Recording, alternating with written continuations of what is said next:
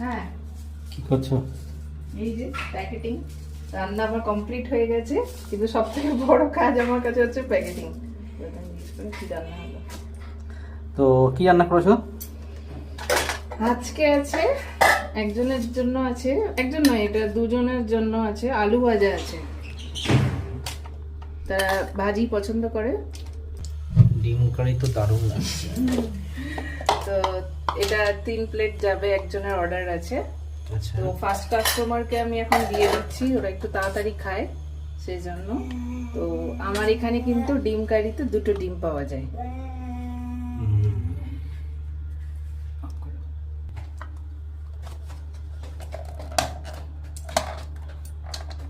সব থেকে কঠিন কাজ হচ্ছে এই প্যাকেটিং করা, বক্স করা।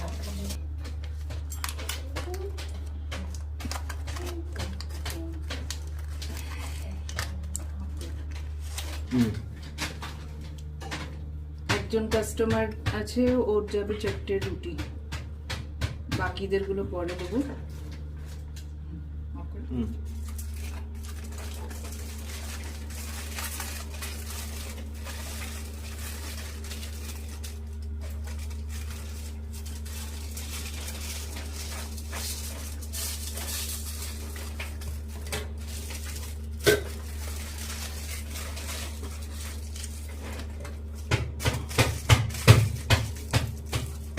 তো রুটি রেডি হয়ে গেছে।